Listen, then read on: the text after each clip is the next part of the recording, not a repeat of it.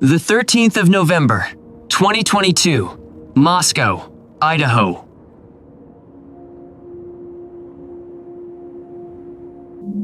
A house full of dreams became a house of shadows. 4 lives taken in the silence of the night. No witnesses, no murder weapon. Just a white sedan vanishing into the dark. But the most terrifying part wasn't the crime itself. It was the man they found. A brilliant mind, obsessed with the soul of a killer. Shadow Case Files presents The Scholar of Shadows, the case of Bryan Kohberger. Moscow, Idaho.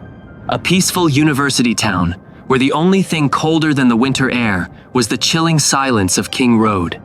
On the evening of November 12th, life seemed normal. Students were out, laughter filled the streets, and the future felt limitless. But as the clock struck midnight, a white sedan began its final approach.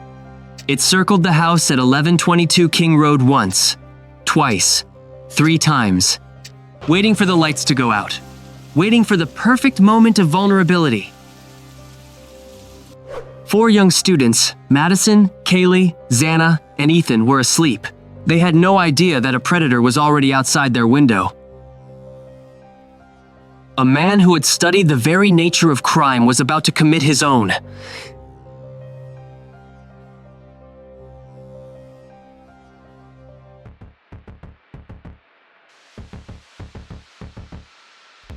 The silence at 1122 King Road was heavy, but it wasn't empty. Among the chaos of a shattered sanctuary, investigators discovered a single, chilling mistake that the killer never intended to leave behind. On a bed, mere inches from one of the victims, lay a tan leather knife sheath. It sat there in the dark, a silent witness to the brutality that had just unfolded, waiting for the first beam of a police flashlight to reveal its presence to the world. This was no ordinary blade cover. It was a tactical accessory, embossed with the proud insignia of the United States Marine Corps. But its true secret was microscopic. On the small metal snap of that sheath, the predator had left a ghost of himself, a tiny trace of touch DNA. It was a singular biological error, a microscopic thread that would eventually pull apart the entire fabric of his meticulously planned and executed perfect crime. As forensic teams moved like shadows through the quiet rooms, they knew this grain of evidence was their only bridge to a killer who had vanished into the night. Outside, the town of Moscow was paralyzed by a fear it had never known. Families locked doors that had been open for decades, while in a cold laboratory, scientists began the slow process of turning that microscopic smudge of skin cells into a name and a face. While the DNA was being analyzed, a second trail was being blazed through the digital archives of the city. FBI analysts scrubbed thousands of hours of grainy CCTV footage looking for a needle in a haystack of shadows. And then, a pattern emerged. A white 2015 Hyundai Elantra. It was captured circling the block 4 times, like a shark sensing blood, before finally stopping to unleash a nightmare. By 4:20 a.m., the car had vanished into the freezing Idaho mist, heading away from the carnage at high speed. The driver believed the darkness was his ally, but he forgot about the invisible web of cellular towers. Every ping from his phone was being recorded, creating a digital map of his movements that would eventually lead investigators straight to his front door, proving that in the modern world, no one is truly invisible. The name that finally materialized on the FBI monitors sent a shockwave through the investigation. Bryan Kohberger. He wasn't a common criminal or a desperate drifter. He was a high-level scholar, a Ph.D., student in criminology at Washington State University. This was a man who had spent his entire adult life studying the criminal mind, learning the techniques of forensic science specifically to understand how to avoid them.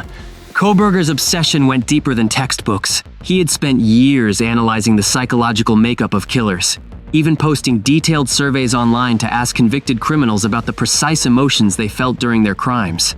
He viewed the world through a cold, analytical lens, believing his superior academic knowledge made him a ghost among men, capable of committing the ultimate sin without leaving a trace.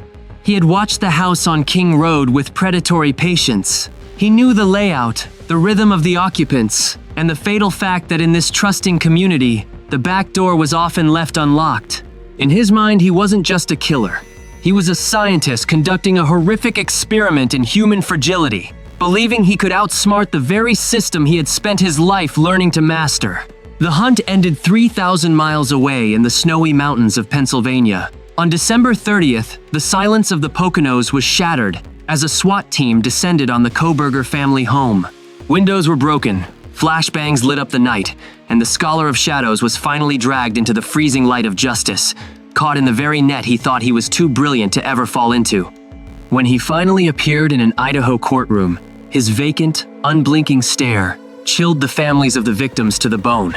He sat there silently, looking more like an observer than a defendant, as if he were still analyzing the process from an academic distance. The predator was now the prey, trapped in a spotlight that revealed every dark corner of the life he had tried so hard to keep hidden from the world.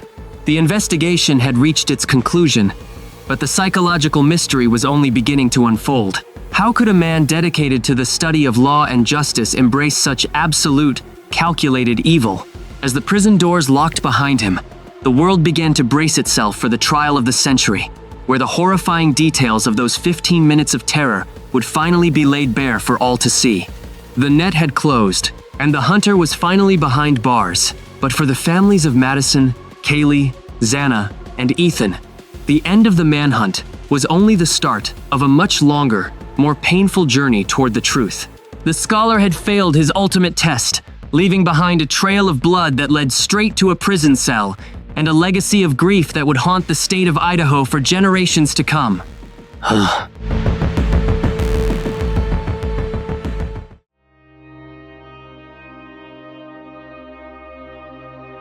The capture of Bryan Kohberger was a masterclass in modern forensic science.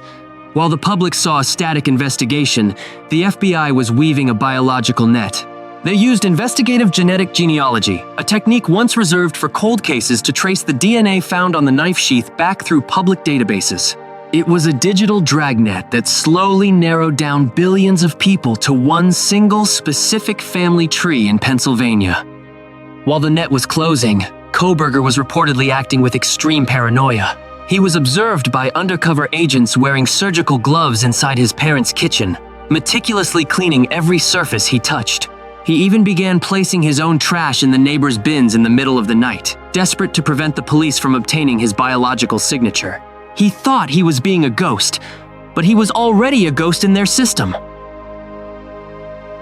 When the 2015 Hyundai Elantra was finally seized, it became the most important evidence locker in the state. Forensic experts spent weeks dismantling the car, searching for a single hair, a microscopic drop of blood, or a fiber that could link the victims to the suspect. In the world of criminology, every contact leaves a trace. No matter how much bleach he used, the car held the secrets of that November night within its very seams. In the interrogation room, Kohberger's academic ego was his only companion. He remained eerily silent and composed, leaning on his knowledge of the law to navigate the pressure. He didn't look like a man accused of a massacre. He looked like a student observing an experiment. His calm was unnatural, a calculated defense mechanism designed to frustrate the investigators who sat across from him, searching for a soul in his cold, dark eyes. But science had a louder voice than his silence. Cellular records revealed a terrifying pattern. His phone had pinged cell towers near the King Roadhouse at least 12 times before the murders, often late at night. He wasn't just a passerby. He was a predator who had studied the movements of the residents, mapping their lives before he decided to end them. The digital trail was a permanent record of his obsession. His past digital life was just as revealing. Years ago, he had posted surveys online, asking criminals about the sensory details of their crimes. He wanted to know how it felt to commit an act of violence, what the air smelled like, and how they avoided capture. This wasn't just research for a degree. It was a blueprint for a dark fantasy he was preparing to bring into the real world. The Scholar was becoming the subject. The defense claimed he was a night owl who simply liked to drive alone to clear his mind. But why did his midnight drives always lead him to a quiet, dead-end street in Moscow? The prosecution argued that every mile he drove was a mile closer to the edge of sanity. He was a man who lived in the shadows, believing that his academic status made him immune to the basic rules of society and justice. As the case moved to court, the town of Moscow became the center of a media circus. Every hearing was a battle of motions and legal theories.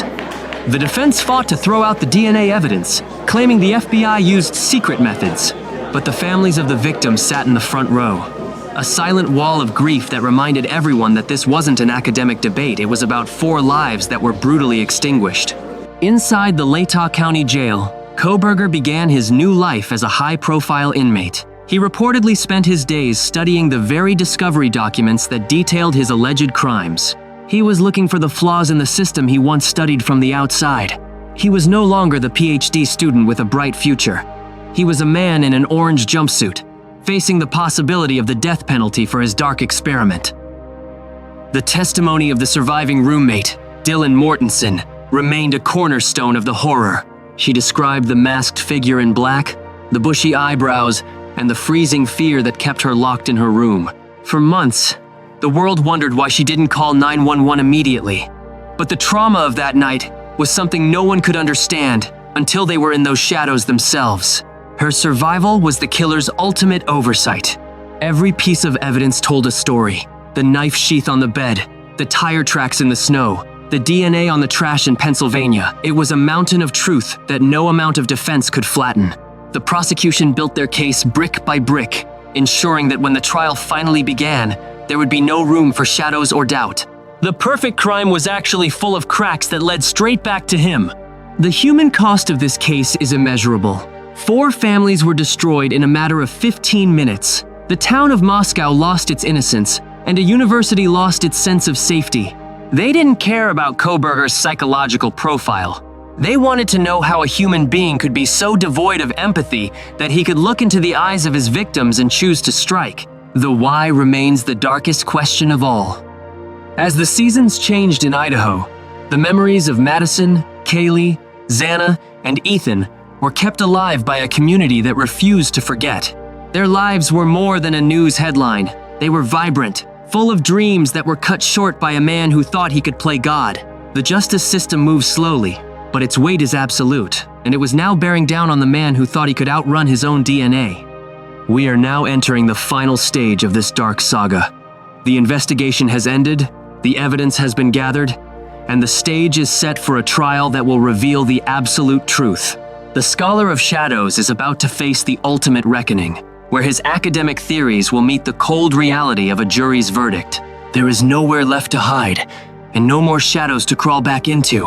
The experiment has failed. The hunter is now the prey. As we prepare for the final chapter, remember that behind every piece of evidence is a person whose life was stolen. This isn't just a story about a killer. It's a story about the light that finally caught up to him. The light of truth is finally here.